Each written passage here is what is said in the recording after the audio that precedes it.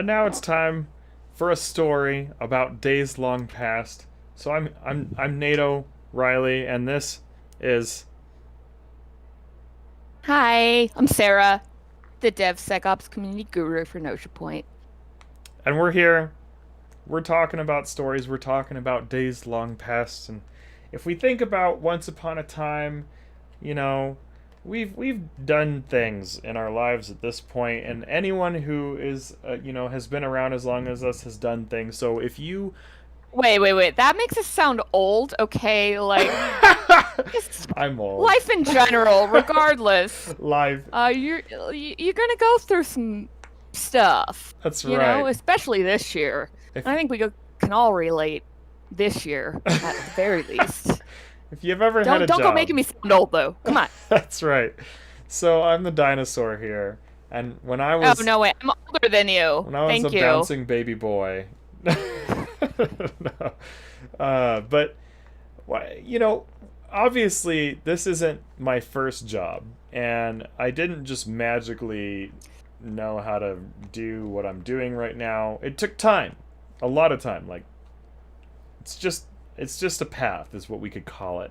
And so if you ever are trying to figure out your career and you're trying to chart your own path in your career, I don't even know if I knew what my path was when I was like, if I think about the beginning of my career, I was going to college. I was going to college to go, honestly, I wanted to be a public speaker. If anyone's heard the degrees that I have, it's like, why did I choose those degrees in particular? Actually, at one point, I wanted to be a pilot. And I actually got flying, all that stuff. And then a captain of a Learjet convinced me that it was not a career, like it's just not very fun, and he regretted having the career. And I was like, I don't want that job anymore. So then I was like, well, what now? So then I was like, oh, well, why not be a public speaker? And it's like, hey, why am I on YouTube? I guess I still want to do these things. But I went to college for acting and communications and business. Because if you want to be a public speaker, you have to know enough business to survive somehow while trying to talk somehow about something. I don't know what you'd talk about, and then you have to be able to communicate it, and then you have to be able to like act and things like that. And so, if we think That was about my best friend what's in the background. we're all Don't mind that, family around here. everyone. It's the life Yeah, that we tonight's all just live. like kind of a hangout night, The have a best. chat. We literally So, just live our yeah. lives. If people are like, "How do you make a living just like living your normal life?" I'm not going to lie, it's the best. It's low stress. You just do what you want, but we transfer skills and we teach people how to make money with their skills. Great, awesome. It's the best. And so it's like when I wanted to start my career, I was like, "Okay, I'm going to be a public speaker. I've got these 3 degrees, and then finally I get the degrees, and I actually got an interview with the exact dream job that I was like, yes, I'm gonna be a public speaker. I'm gonna work at this like conference center, all this stuff. I got there. I went to college for this, and the reality is, I didn't get the job. But if we rewind a little bit further back and talk about like what got me to this interview trying to become a public speaker as soon as I got out of college. When I was in college, I was doing as much work as I could. I was working at conference centers. I was learning about all the stuff and doing things on stage and trying to host events. But one day I broke my hips trying to snowboard. Well, I Oh my did that as a God. sport. Ugh. Yeah. And Yeah. If like you haven't heard that story, it's intense, but um, yeah, we'll go over that another time. But jeez, Louise. not the most exciting, but it put me at a desk, and I was like, well, what should I do? So I ended up working at this place that was the technology stores, like the internet store. They did all kinds of internet, and they so happened to sell cell phones because mobile internet was becoming a thing. This is like back in 2008, 2009. And I was like, okay, I'll sell these cell phones. And while I was working at this place, they had an IT shop, and people would come up to the front desk and ask me basic questions, and I'd answer them and knew the answer to them. And people would be like, oh, you know this stuff? And so the shop, they were like, oh, this person just seems to know this stuff. Okay, let's just move you over to would you be willing to do computer stuff? And I was like, no, I don't want to work a computer job. That sounds like a terrible idea. I didn't want to work in computers or technology. That was not like at all what I was envisioning my life to be. I was going to be a public speaker. And at the time, I was still working toward that. And so I'm like, okay, so I'm like working at this place, doing the stuff, and I was really good with it. You know, we did satellite internet stuff, and fast forward all of a sudden, all the way back to this time when I'm trying to get my dream job. I'm like, finally, you know, I got out of college. I got the stuff I need to be a public speaker. I got the perfect interview. This is it. This is it. And this happens. You know, you put all these years into this dream that you thought was going to be, this thing you thought was going to happen, and you thought you were going to be a public speaker. You thought you'd be talking to people on stage. but nope, never. Not again. No, well, I guess never say never, because I do now. But, like, I only had, and it's weird to say this because other people are trying to get into the computer space, but I really only had computer skills that I was good at. So now it's like, fast forward, I had a couple of times trying to go through interviews and things, and got these jobs, learned some cloud stuff. But there was this one time when I was trying to figure out, what do I want to do? Do I want to keep working with computers? Do I want to keep working with cloud? Is this really what I want with my life? Like, what am I doing? Like, what do I want for me? That's a hard question to answer a lot of the time. Yeah, I think so, because it's like what do you want to be for yourself? Like, maybe especially at some point in your life, you've tried a few different things, and you think you want something, and when it comes to light, what's actually involved with it, or the lifestyle you would live if you did undertake it, you can't necessarily like pick something and just really truly know that that's the right thing for you. I think that's a rare occurrence, really. And I wholeheartedly agree with that, because I mean, that's the exact problem. It's like, because I worked with an amazing team, like these people were really great, and like a lot of these people, it's like a company that people didn't want to quit at for a reason, because it was a fun group to work with, and like life-changing people. And all of a sudden I'm like sitting here like, but what do I want for me? Not like, what do I want for the company? And then it makes you feel guilty, and it's like, oh, it's like, I've got it good. Why am I unhappy with this thing? It's like, but what about me? And so I ended up, trying to do some different things, and I got this phone call. This was when I was like, got a phone call from like Logarithm, and they're like, hey, we were hoping you'd want to talk to us. And I was like, I don't know, and because it's like, okay, new changes, and I was looking for a change, and I was looking for, it's like, okay, I've been doing cloud engineering, building cloud and all this stuff, and like, what do I want? And so I was like, well, let me listen, and let's talk, because I didn't really know what I wanted.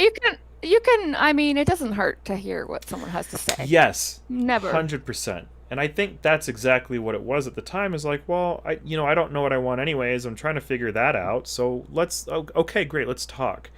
And I'll say, like, I got into an interview, we talked, and I was like, well, I like what you're saying, and I would like to see, like, maybe we should explore more and talk a little further about this. And this might sound a little crazy, but by the time I ended up getting hired in the job, it had been 7 interviews later, and I think back on that with a different perspective years later. Like, why did I get hired at this company? Why did we do anything together? Can I just say 7, and if there are any hiring managers or recruiters, talent acquisition, whatever, 7 interviews is about 4 too many. Don't torture your applicants. If you can't figure out if they're a good fit, that's on, like,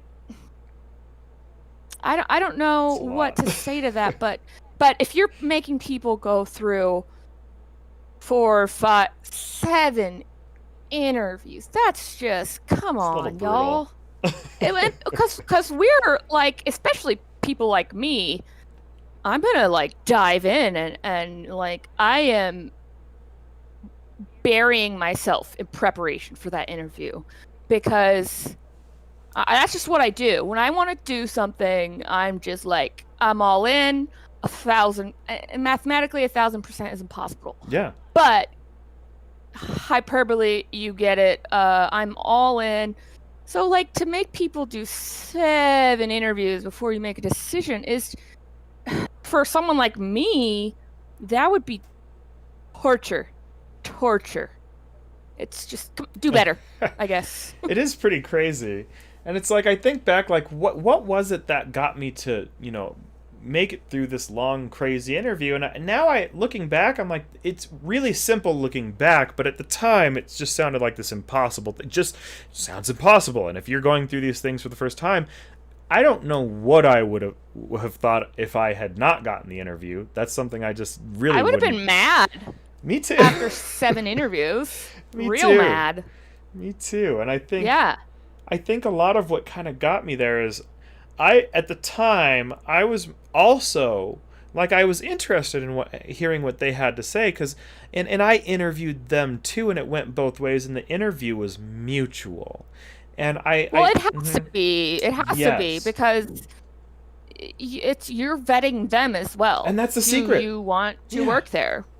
It shouldn't be a secret. Like, I tell everyone I possibly can. If any of my connections mention that they have an interview coming up, and I like to talk to people because, I know interviews are hard, and I've done quite a few in my life just by nature of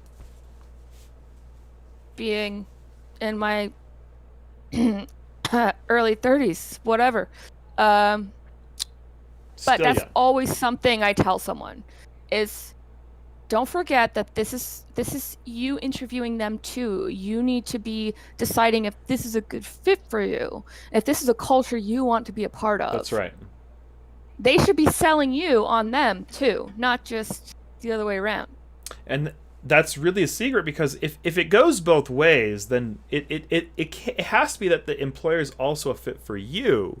And if you're a good fit for the employer, if it goes both ways, then that's where dream jobs are made of. And then it's like, all of a sudden, when you get into a company like that, of course you can move around in a company where the interview is mutual, because you agreed that, like, okay, well, our goal is to try to find terms where we're helping each other, and it's not just, well, I just want this, or well, I just want that. Well, it's like, well, what do you want? So what was it that made you ultimately decide that LogRhythm was right for you in that particular circumstance? No, that's a good question. So at the time, this is actually another time, because I've started a lot of businesses back in my time, and I was starting another business. This is I had gotten really into information brokering. I was been into that for years. I had researched it on the side of my stuff. It's part of why I went into communications, because it's great for information brokering. And if you're doing business, once again, information brokering, I love it. I was starting this company, and I was starting to get clients, and all of a sudden, when they called me, I was like, well, my dream has always been able to be like, I've always thought of myself as I'd love to somehow become an inventor. And when I did cloud, I did get this element of feeling like I was creating technologies and creating new things. And trying to get my own clients to do like consultancy and just basically be a consultant, it kind of was pulling me away from my dream to be an inventor and know how to be that. And LogRhythm was letting me know that you can come and build new technologies that people use around the world. And honestly, that's all I've ever wanted. And so they gave you the opportunity to create. And that's what you wanted to do. That's all I wanted. And I was honest, It's like, I really just want to create technologies around the world. And they sent me around the world. And you got to I know you can't talk about all of it, but you got to create like some pretty cool stuff. Yeah, it's not that cool. You told me anything that would be covered by an NDA, but general idea wise, you got to create some pretty nifty products. Yeah, and I think people don't tell employers what they want. I think that's a challenge. And I don't because I've been interviewing people for the first time, and will tell you right now, I have had the hardest time trying to find someone who's going to be the right fit for what we're trying to accomplish, because people don't tell us what they want, even if I like push and pry, and it gets really complicated. But now we're starting to find a few, but it's actually really far and in between, which is why we don't work with very many people. And I've been thinking about that more and more, is like, why don't I hire people, or why don't I bring certain people on board for things? It's complicated on other levels too, because you also have to choose the best candidate. You have limited resources. It's really For complicated. sure. But For sure. tell people what you want. Tell employers what you want. Tell them what you're trying to Yeah, accomplish. because you communicated that, and you were able to do that with Logarithm, and I have found that in my career as well. And no one has ever accused me of not speaking up or opening up my mouth when it was needed. So I'm not shy about expressing my needs wherever it is, or my desires or my ideas. I love to share my ideas, especially, I mean, with you, when you told me, we'd love to have you on part of the team. And once it was established, I was like, okay, I'm in. Here are these 20 ideas that I already have Yeah. for us, Yeah, exactly. So that's always been my thing. And I think that has been one thing that has really benefited me in my career, is establishing that relationship with your employer, your colleagues, your juniors. That's going to give you the most opportunity for growth, because I come from the military background, where it's very standard, like, you need to know your boss's job, your job, and the person underneath you. So if someone calls in sick, gets hit by a bus, whatever, the seat will get filled, right? So I think when you come into that with not only that open-mindedness to learning, but also radical communication and honesty with your team, and just enthusiasm, you really can't. It's an unbeatable formula, really. And for example, one time I had just moved to Denver. I had this job at this catering company, waiting for my boot camp to start up, and we were sent. Our biggest client was Twilio. What's up, Twilio peeps? And we were doing lunch Tuesday, Wednesday, Thursday. I think this was maybe our second week on site, and I was doing the kind of just basic stuff, and my boss, Wick, hi Wick, you probably won't see this, but whatever. He was doing kind of the behind the scenes, like food temp, food safety, coordinating everything, juggling basically 20 balls at a time. He was the linchpin of the operation. So we worked through the day up until about lunchtime, and I had just kind of naturally fallen into the role of, like, I saw he needed help, so I was like, let's make this happen. So around lunchtime, we kind of had a lull. Lunchtime for us, we had a lull, and I was like, Wick, I can do this. He's like, word? I was like, word. And so he pretty much handed me the reins over and didn't take them back the next day. We did some training stuff, of course. And of course, he hung around and made sure that I was set up for success and everything. But when you show that enthusiasm, level you up wherever you are. Yeah, it's Whether you're catering or cybersecurity. yeah. And it's like even we have to like communicate with our customer base. Like if we want you to buy a program from us, we have to tell you what we want, and what we want is we want to show people how to chart their own paths. And for those who are interested in that sort of thing in the technology sphere, particularly like cloud security, things like that. But like tell people what we want out of our customer base. Like, what do I want you to accomplish?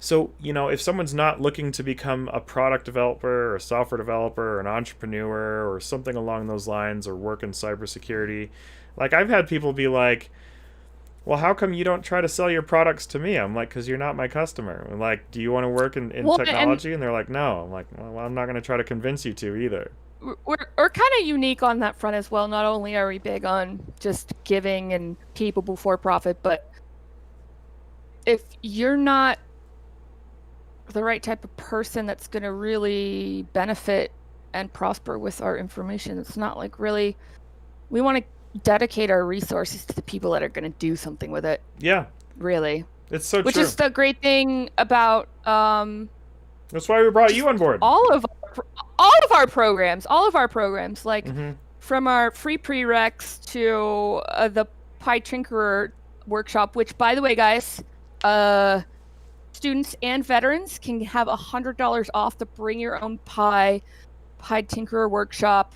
You do have to contact me to get that discount right. because I have to verify your student or military status, but you're not going to want to be a part of these programs unless you're really intending to do something with it. Yeah. And we give you the natural progression all the way up to from PyTinkerer to PyHacker to the dojo. And if you get to the dojo, you're a senior developer at this point, right? Yeah. So we have something for pretty much all levels, wouldn't you say? Yeah, we do, because it's like, I've noticed some of the things that I tend to do live tend to be a little more senior. So we launched the DevSecOps Dojo, where it's like for those who really want to come and do hardcore things and like learn how to build actual products together, DevSecOps Dojo. But what if you're not that person? You're like, you just want to get into cybersecurity, or let's say that you're in another industry and you've already gone all the way through college and all these things, and you don't want to go all the way back to the bottom. I was not about to do that. Yeah. Hell no. And you want to spend another 5 years again shifting into cybersecurity when you already got a PhD or a master's degree. Not everyone wants to do that. Even a bachelor's degree. And I did a boot camp, but I mean, I'm not prepared. I wasn't prepared to go into a junior role, an entry-level role. Despite the fact that I was new to cybersecurity, I was not new to the world of analytics or the general career world overall. So, like, I was not, no. But, like, for me, I did my 12 weeks of boot camp, and I got a vast amount of knowledge. It was wonderful. But I'm still working on PyHacker, so there's a lot of room to grow there. Yeah. And so it's like, for those of you who are trying to like just shift into a new industry without having to necessarily go all the way to the bottom, we provide resources, especially for those of you, because if someone's complete beginner and they've never had a career, we help them out like for free. We have free resources. But if you already have a career, you're already senior somewhere else, maybe you're in finance, maybe you're in some of these other things, and you're like, well, could I switch into another career? Where could I switch into? Cybersecurity. Because if you've worked with people especially, or technology, so if you've ever been a senior developer in any space of the senior development world, if you are a senior salesperson and you want to try to get into cybersecurity, or in marketing, having that career experience is, you can transfer those soft skills regardless of where you go. Really, 100%. Your senior skills are transferable, wouldn't you say, Sarah? Exactly, totally, yeah. And you've established that competency to learn and relate to your employers, and the technology is just, and then that's what we provide. We provide the technology education. You have those soft skills. You have that experience. We just give you that little missing puzzle piece of the technology to go along with it. Yeah, and then we tell you exactly where it's applied, exactly what part of the industry it works in. We teach you the scientific foundation so that if you know the science of something, you don't have to know the individual tools, because you know the science behind the tools. And that's why we teach the way that we teach. What was that you called it? Agnostic development. No. Oh. The base level, first level thinking. Oh, first principle thinking. first principle thinking. Yeah, and I Yeah. find that when you learn the basics of something, it's much easier to learn all the things that expound upon that. So, but we do have $100 off PyTinker. Bring your own device. Yep. If you buy any package, you either get free Dojo access for the rest of the year, Yep. or if you're not quite ready for Dojo, you'll get a month of free Dojo access when you're ready. Yep. We are doing sponsorships. If you're feeling like you're in the giving spirit, for $1,000, you can sponsor someone either of your choosing, or we are doing a vetting process for potential recipients as well, because we want to make sure that these resources are going to people who will use them. So not only will you sponsor that one person of your choosing, or we help you find them, but we're also going to select someone that we have vetted from our Free Coaching Friday audience. Completely on us, yeah. So you have to be a part of the Nosha squad, and